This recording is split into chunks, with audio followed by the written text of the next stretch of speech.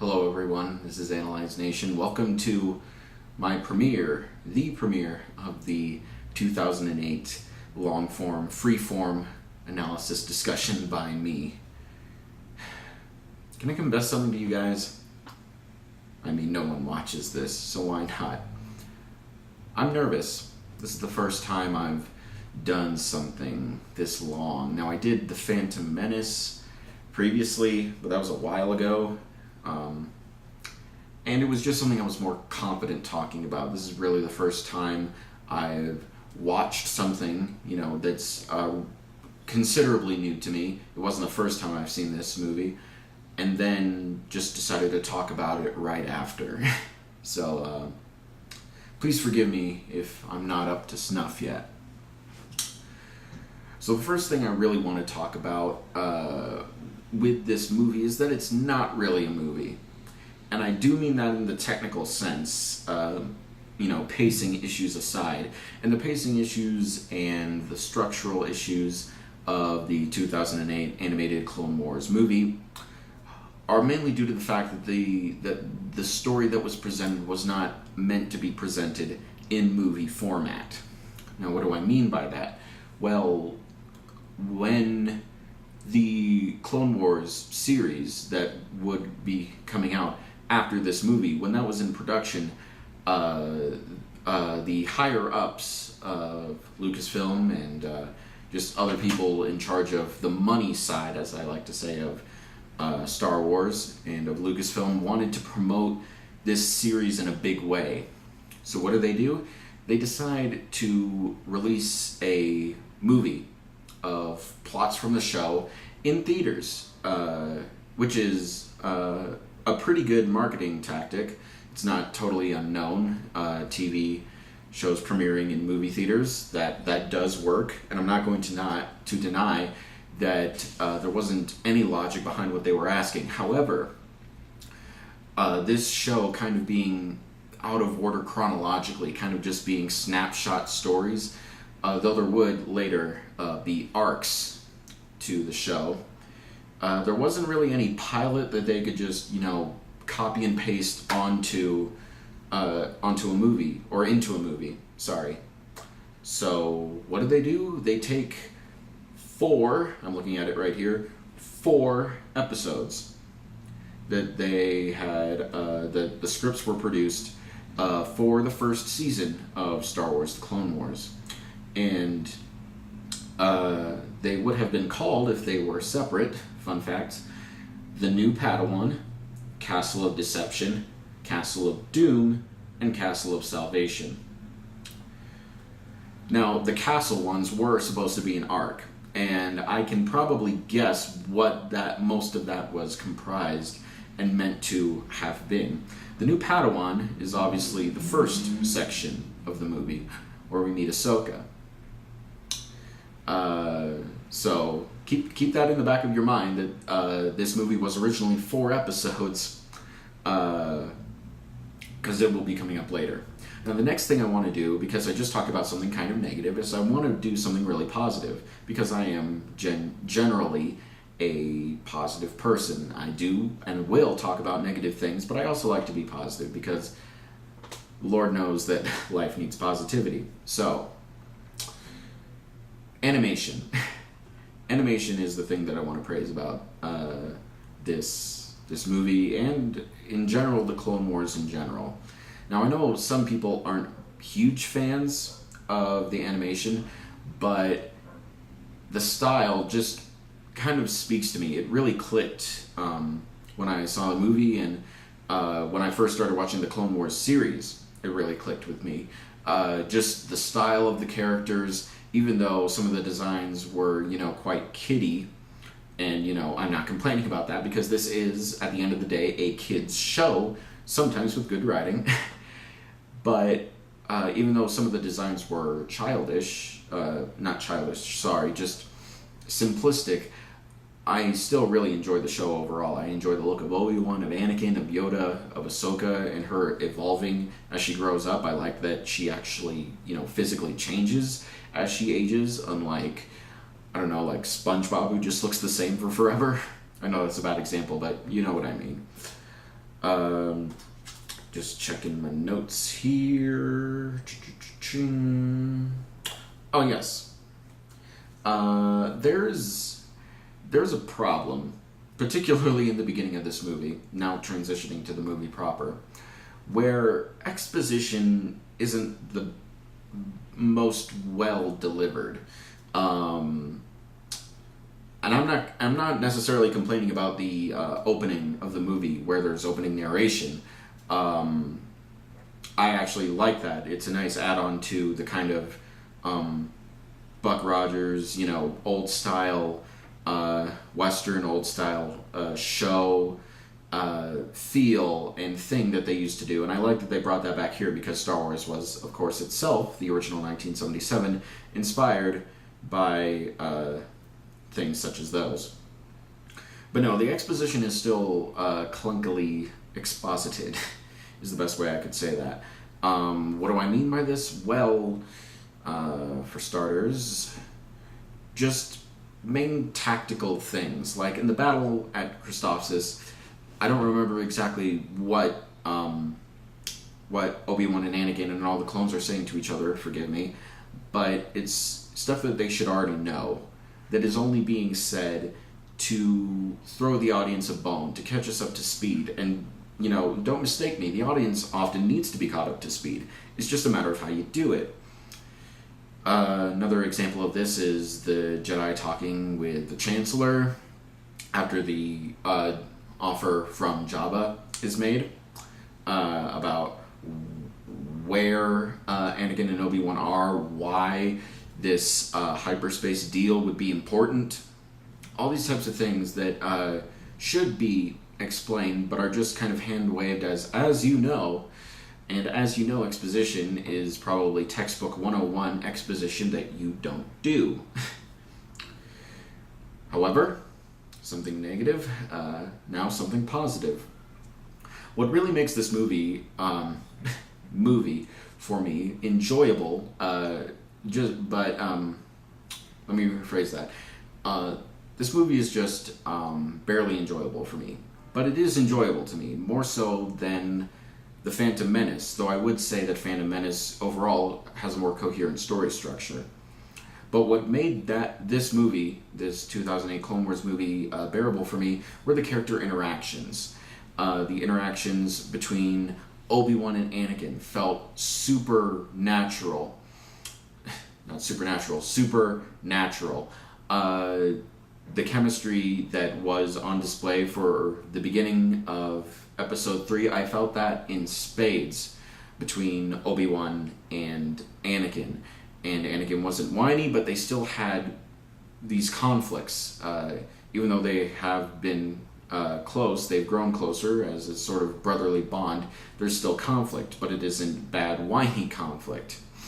The next thing I want to praise is the relationship between Anakin and Ahsoka. Now, it makes perfect sense to me why Anakin wouldn't want a Padawan. I think he is being pretty genuine when he says she'd slow me down. Anakin is a very at-his-own-pace person. This was true back in his days as a slave. This was true in the years where he was being taught by Obi-Wan. This is a person that likes to go at their own rate, and they're frustrated when they're not going fast enough or when they feel they are being slowed down. And Anakin believes that a Padawan would slow him down, so that makes perfect logical sense.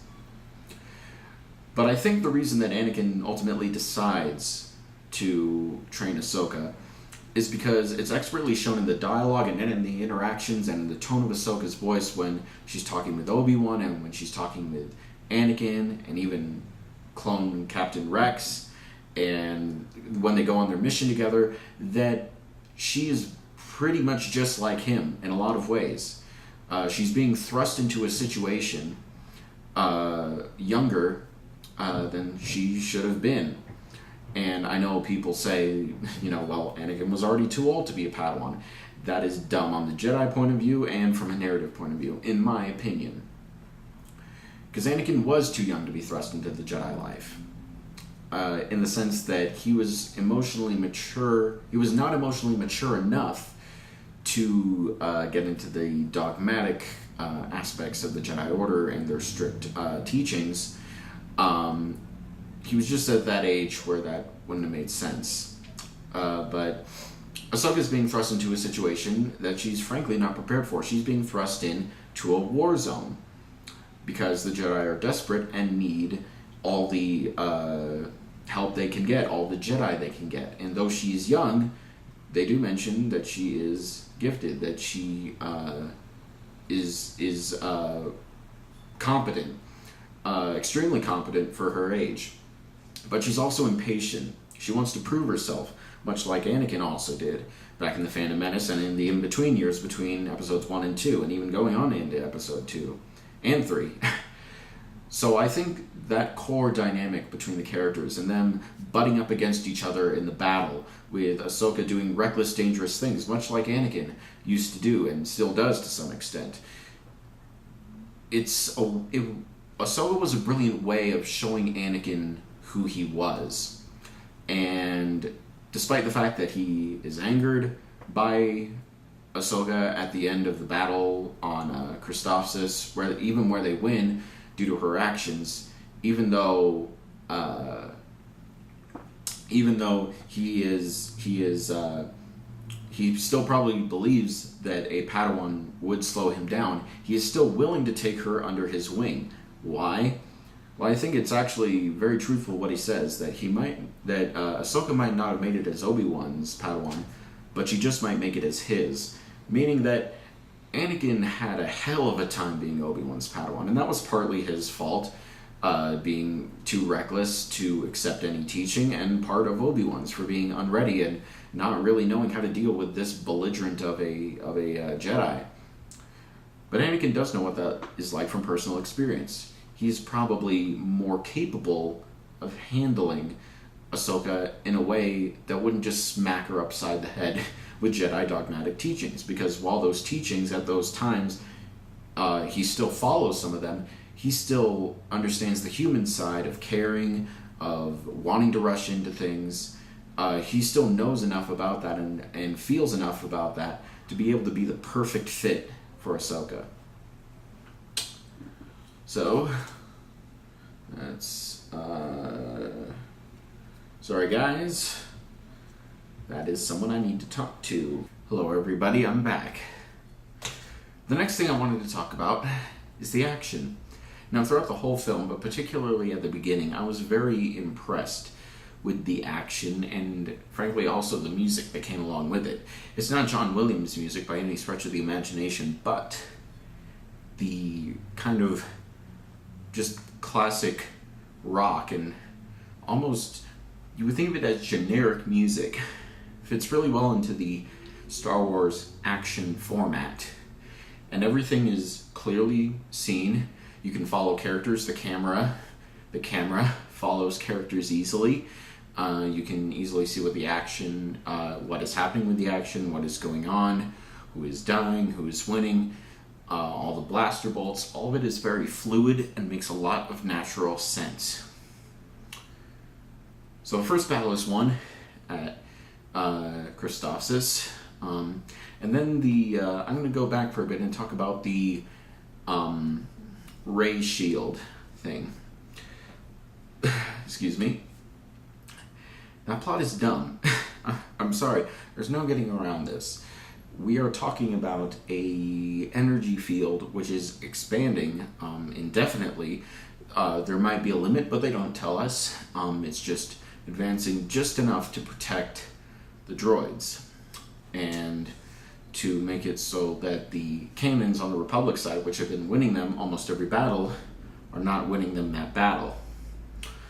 Now, I will say though, that even though the idea of a ray shield generator infinitely is dumb to me, the plan to get around it is very simple but also very clever, which fits into Anakin and later Ahsoka's style, and even Obi-Wan's. Checking my notes. Oh, the Obi-Wan distraction is perfect. It is completely him. It is complete Ewan McGregor / Alec Guinness sum of snark and charm and obfuscation. It's funny how the negotiator barely negotiates by, spinning, nonsense words at him and delaying procedures until the battle is won. I did like that aspect to it. Now, after the battle ends and the Republic troops land and Yoda gets there, there's the whole thing about will or won't Anakin keep his Padawan. Obi-Wan offers to take Ahsoka. Yoda offers to take her back to the temple. And this is all, it's all really great because Anakin says quite honestly that she's a little rough around the edges, but she did well. So he will take her as his Padawan. And they both walk off, and that probably would have been the end of the episode. But then Yoda says something which, having seen future Clone Wars episodes, I can't help but have those words bring chills to me. What he says, I'm going to butcher it, I'm going to paraphrase it, but basically that Obi-Wan says something along the lines of, well, they seem to be growing close or bonding quickly.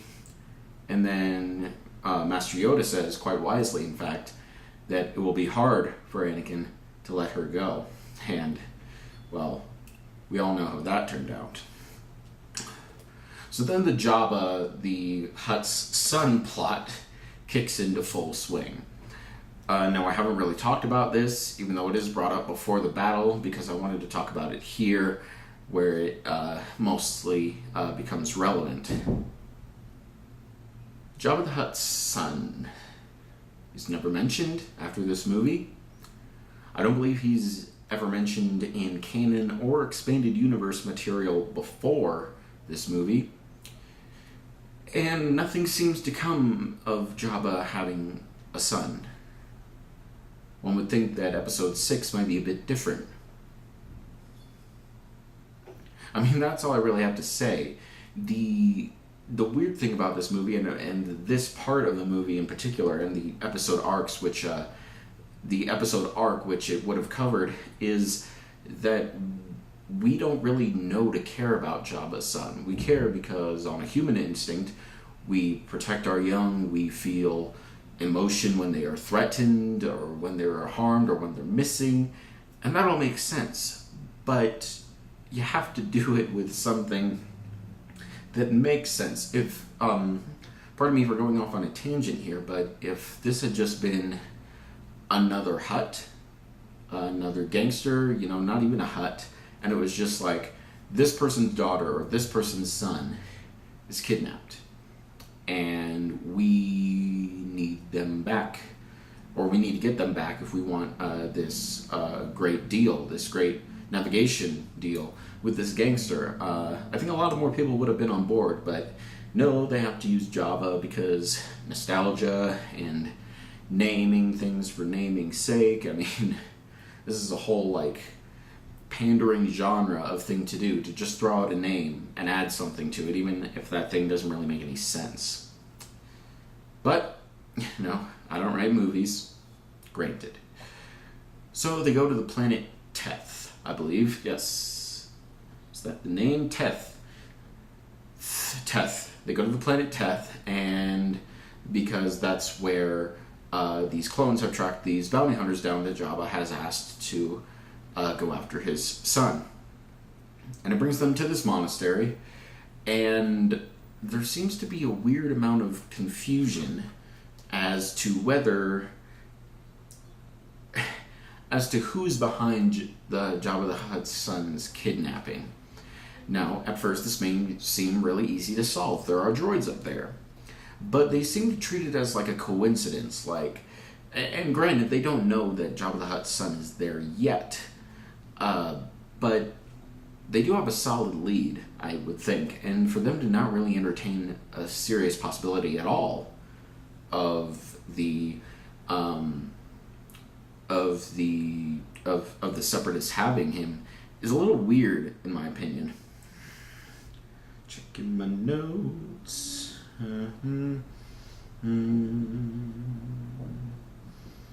Yes.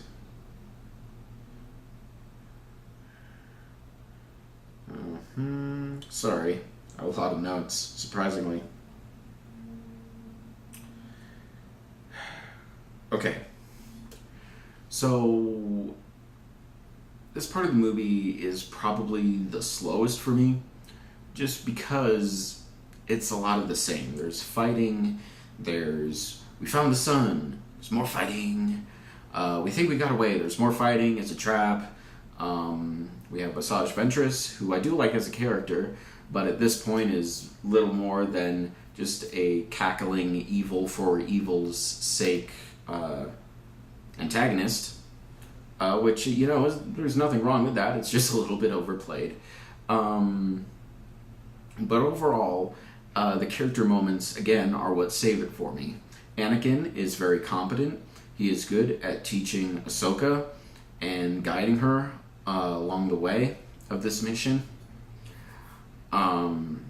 There are a couple of points where Anakin's past is kind of brought up. This also happens later when they go to Tatooine.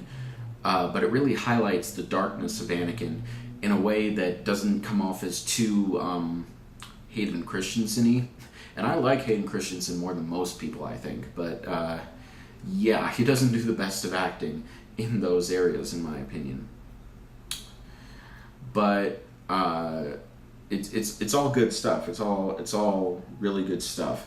The fact that Anakin trusts Ahsoka so much already with this mission, with carrying around Stinky, with Stinky is the nickname for Jabba the Hutt's son. Insert your reason why. The trust he has in his troops, the loyalty to know that when Rex is being mind controlled or Jedi mind or Sith mind tricked by Asajj Ventress, that he knows his troop well enough to know that that isn't him. That's very, very Anakin. In all the great ways and in all the worst ways, in a manner of speaking. Then a bunch of stuff happens. Obi-Wan arrives. Again, Obi-Wan is perfect in this movie. He's probably about the only thing that is. His fighting with Asajj Ventress strikes the perfect, his attitude towards her, I should say, strikes the perfect tone of treating her as a threat, but also pretending not to get her on her nerves and to try to get her to split up. It's very Obi-Wan, very passive, very non-obvious battle tactic right there. And again, this is an area where the pacing, to me, really also rears its ugly head, because the battle between Obi-Wan and Asajj Ventress goes on for quite a while, through several phases and arenas of combat. Now, I can only think of one reason why that would be, and that is to pad out the length of the film, because I would bet you that in a show that battle would not have taken that long. Taking my notes. Okay, so all the while, the Separatists reveal that they are behind the kidnapping, which we knew all along. Anyone paying attention figured this out pretty much right away. Now, Palpatine in this movie is great.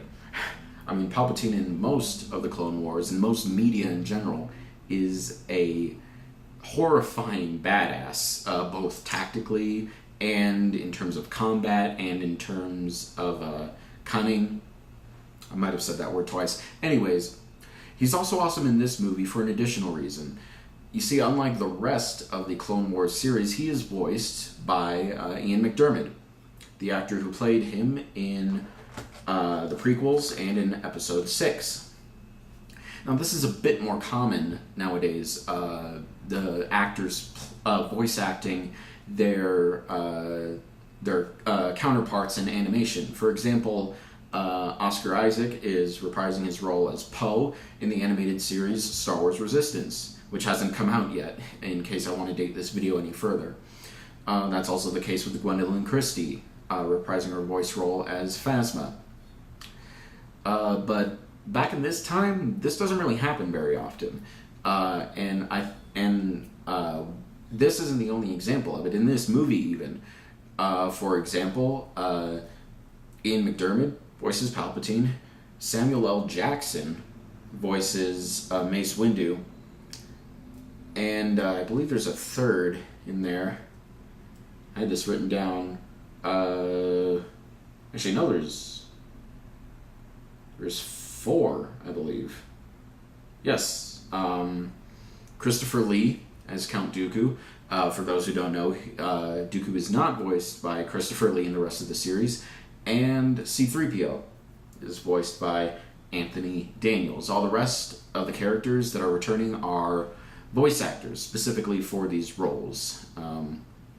So, fun fact, but returning to the original point, Palpatine is awesome.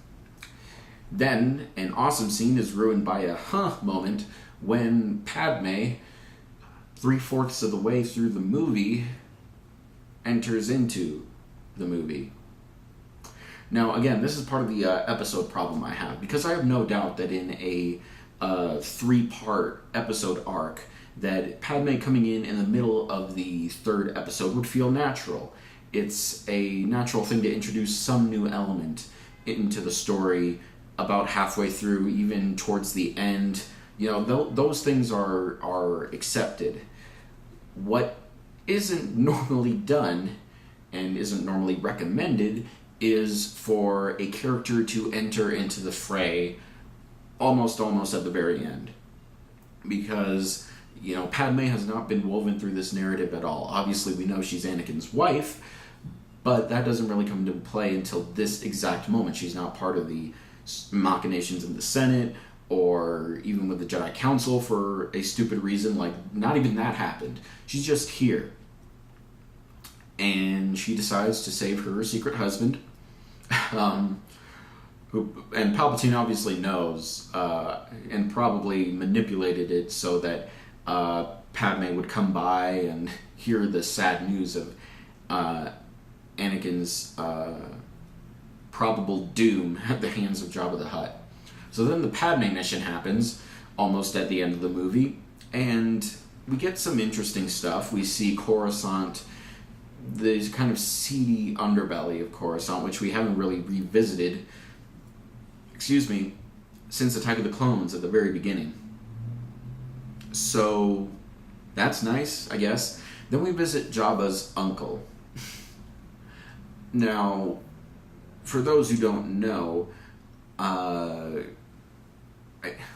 forget his name. Zorba, I think?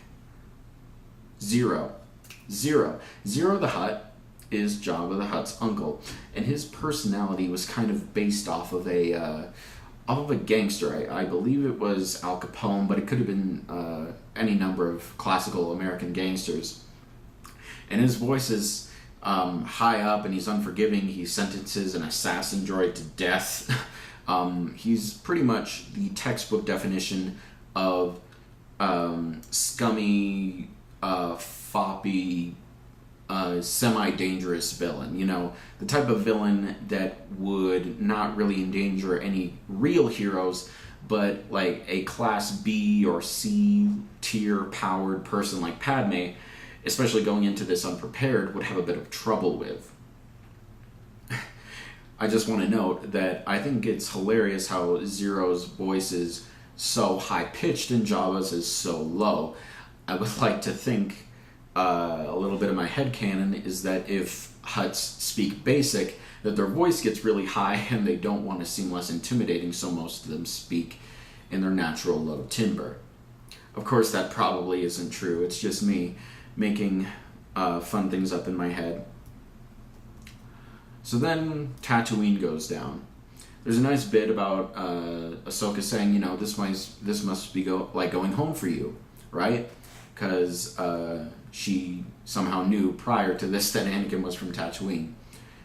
And he says, yeah, something like, yeah, I suppose you could say that. And a Tusken Raider cry is played in the background. And that was chilling stuff. Again, the character moments of this movie really save it for me. So then they go back down. So then they go down to the planet. They crash, actually. And Anakin and Ahsoka decide to split up. Cover more ground. And we see later that this was actually a plan of theirs to save Jabba the Hutt's son in case Anakin ran into anyone dangerous, like Count Dooku. Now, I will say that Ahsoka's natural talent and proclivities with the Force and how much potential she has is really showcased in her fight with the two droid guards, that fight her as she's trying to get Zero to the palace. Now, it should be said that it is impressive that Ahsoka can hold these guys off at all. We see Anakin and Obi-Wan having some difficulties with them in Revenge of the Sith. Granted, they were surrounded by other battle droids, so that made things harder, and General Grievous. But still, it is impressive that Ahsoka lived through this fight at all, managed to hold any of her ground, managed to come out on top. Now, granted, there were environmental factors as well that were kind of helping her out, but it's still a commendable feat and really showcases Ahsoka's talent. And thankfully, no one has called her a Mary Sue for it yet, so I think she's earned her spot. Okay, let me check my notes. Oh yeah. So then Dooku is defeated, and Anakin and Ahsoka. Anakin goes to Jabba the Hutt and say this was all a misunderstanding, that the Separatists kidnapped Jabba's son, and that they're here to return him to Jabba. And then Ahsoka finally comes in, brings in Jabba, and then Jabba decides to murder them both. Now, I will admit I'm not hugely familiar with Jabba the Hutt's personality in canon or in the EU, but I do think I know enough about him to say that he wouldn't just kill the people who saved his son, that there would be some type of gratitude there. Now, maybe I'm wrong. Maybe if it hits you a better way, then that's great. That's awesome. And then Padme saves the day, because Zero, after some shenanigans that I won't get into because they're kind of dumb, Zero confesses to Jabba that he conspired with the Separatists and but he didn't know that Jabba's son would be captured, and blah blah blah blah blah blah blah. Padme saves the day. Now again, I don't have any problem with Padme saving the day. It's just it's a little. It seems like they should have ejected that subplot out entirely. Number one, because it affected the pacing. Number two, because narratively you don't generally do that. And number three, because then it seems like a cheap thing that, like a cheap subplot that's only there to exist so that Anakin and Ahsoka could get in trouble. And when you have something that appears to be there in such a transparent reason, in my opinion, you should probably throw it out. And then the movie ends, fanfare, yay. We get a pretty awesome show after. So this has been Star Wars The Clone Wars, the 2008 movie. It's a rough ride. Not everything is perfect, but there are great character moments for Obi-Wan, for Anakin and Ahsoka. You could argue even some characterization for Padme if you really wanted to. A lot of showcasing of the clones, of new environments, world building in the background, such as the prequels did. All in all, this was a alright movie. And in terms of pure enjoyment, I would probably place it tied with Phantom Menace. Maybe a little bit above or below, depending on my mood. I don't know. I would guess it would be around there. Again, I don't really consider ranking this officially with any of the other movies because it, technically speaking, it is not a movie. It does not tell a complete story on a subject matter, in my opinion. In Phantom Menace, we learn about the origins of the Phantom Menace. In Attack of the Clones, which is a dumb title, at least the clones attack. In Star Wars The Clone Wars, it's not about the Clone Wars, really. It's about this personal journey with Anakin and Ahsoka, and the plot really drives that. And if it was my largest criticism of this movie, it would be that the plot just isn't strong enough for my tastes. But just see it for yourself. Tell me what you thought of it. It's on Netflix right now. If you have Netflix, if you don't, I'm sorry. You can probably skip it anyways, to be honest. But I had fun talking about this, and I hope you had somewhat fun listening to me talk about it. And please add any thoughts of your own in the comments below. Subscribe, click that notification bell, all that jazz. I'm Analyze Nation, and I'll see y'all later.